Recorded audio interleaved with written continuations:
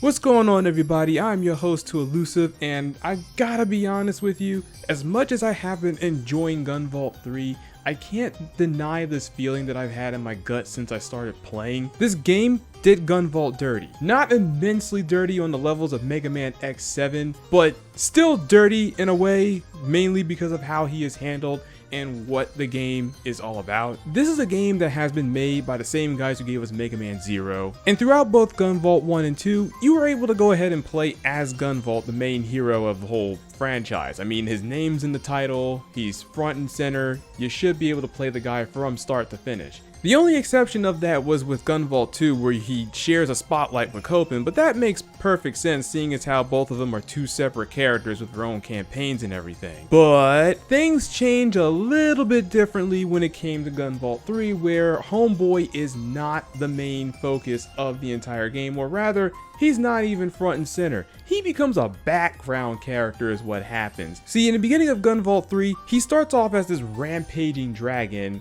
gets reduced to a puppy because of the seals, and from that point forward, you're pretty much going to be able to swap between him and Kitten throughout the entirety of the game, with Kitten taking the full center stage of everything that's going on in Gunvolt 3. Now, don't get it twisted, I do love Kitten. She is really fun, she scratches that whole melee itch I've been having for a while, and it's the closest I'm going to get to being able to play as a character who plays exactly like Zero from the Mega Man 0 franchise. Honestly, a bit more closer to the original Zero because of how her attack animations work and everything. And while I could have got something like that with Copen, he didn't really fit the bill. That's a whole video for another day. But as much as I like to go ahead and finesse and style on this character, Gunvolt should never have been treated as just a mere background character, or a better description in this case, he shouldn't be treated as just a glorified devil trigger, because that's exactly what he is. He's a devil trigger. See, in order to play as Gunvolt in this game, you have to switch into Gunvolt while you're controlling Kitten. However, that is only under certain conditions. That condition being, you need to have enough fetter meter in order to do it, which in a sense is pretty much treated as your devil trigger meter, if that's how you want to go ahead and look at it. And once that meter has gone bye-bye, you pretty much go back to playing Kitten, which basically means that you're only going to be able to enjoy Gunvolt in small doses throughout each and every one of the levels. And yeah, I kind of have a bit of a problem with that, seeing as how, once again, he's the main character. His name's on the title, and this is a mainline entry game. That's not the only issue I have with it, but I'm gonna get to that in a little bit. Now, to be fair, Gunvolt is pretty much a god in this game. He can't take damage, his attacks are more fluid than ever, and on top of that, he not only has Kitten's arc chain move, but he also has the equivalent of Copen's dash mechanics, where he can dash into enemies and tag them that way. Plus, this also gives access to a new move, which alternates between whether or not you have fully marked targets or not. If they ain't marked, he's going to be able to dash through them and leave a trail of lightning that does damage. Meanwhile, if they are fully marked, it turns into a full-on suplex that I absolutely love doing to pretty much anyone that is applicable to it. Like, I pretty much made it my mission to go ahead and suplex every single boss in this game once I found that out. But like I said, it's only enjoyable in limited doses. And what's really interesting is that the devs even came out and said that Gunvolt's power is nerfed in the beginning of the game, but it sure as hell don't feel like he's been nerfed, not in the slightest. And by the time I reached in-game, he more or less felt the same as he's always felt since you first got him. So again, I don't understand where the balancing is in regards of whether or not Gunvolt's power is really nerfed. Honestly, this whole thing kind of reminds me of how Zero was treated back in Mega Man X3, where he's supposedly a playable character, but really all you're doing is renting a character for like a few seconds before they go bye-bye, and then it's back to playing as X. Now, if the reason why they want to go ahead and make Gunvolt super limited to play is because of how strong he is, honestly, there was no reason to really give him that much godlike powers in the first place. Like, a real easy fix would be to say that, okay, the seals have nerfed Gunvolt, So obviously his power level is going to be affected by the seals, which means he could pretty much go back to playing how he played in the previous entries, complete with the dash ability, the suplex, and everything else that was given to him in this game. All they really had to do at that point is make sure he can take damage and don't give him infinite jumps and infinite dashes, but rather give him a double jump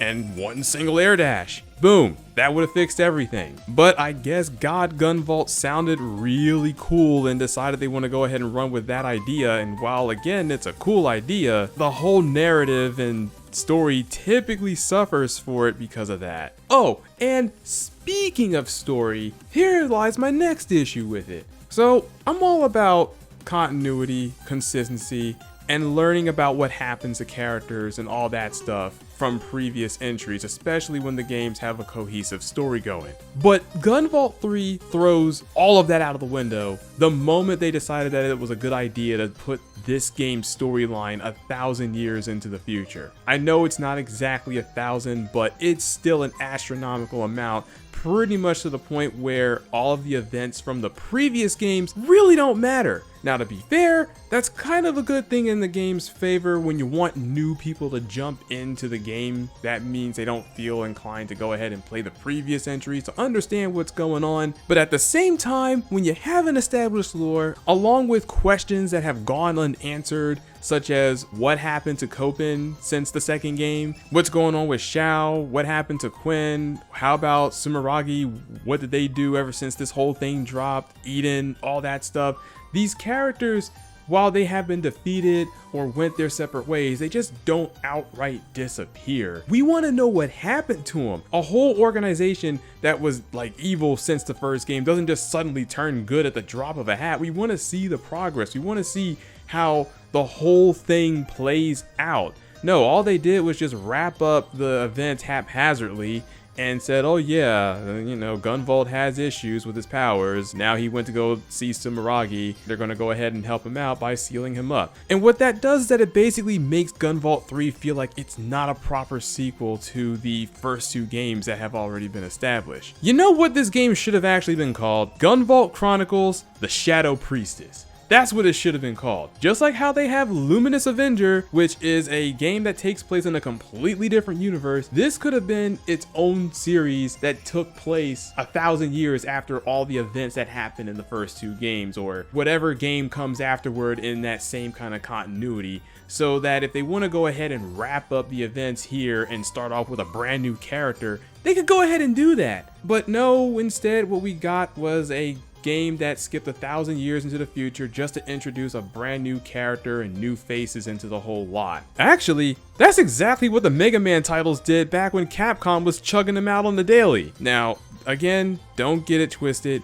Gunvolt 3 is hella fun. I've beaten this game like 6 times now, and I'm currently trying to get better at it so I can play through the hard mode and merciless mode respectfully. And I do plan on giving this entire franchise its own video series later on down the road, because I really do love the games that much. That's why I feel like the next mainline entry game, if you decide to go ahead and make another mainline entry game, it should definitely allow you to play the character more often with pretty much most of the upgrades that you gave Gunvolt in this title. We don't need him to have infinite jumping or infinite dashing. Just give him, like, you know, an additional jump and an air dash from the gate. That's pretty much all he needs if you want him to still have that, air quotes, godlike status, or not even godlike status. Just make it seem like he's grown since the last time you've played him, which is something that I do appreciate you guys for doing. One thing I do love seeing in sequel titles is character progression, where the character overall becomes stronger as the series goes on, but it shouldn't be done in a way where it sacrifices the character being the main focus of its own franchise, you know what I'm saying? But with that being said, go ahead and play Gunvolt 3 if you haven't. It's a really fun game. I definitely recommend it. I just wish that, once again, Gunvolt was the center focus of, you know, his own game. But hey,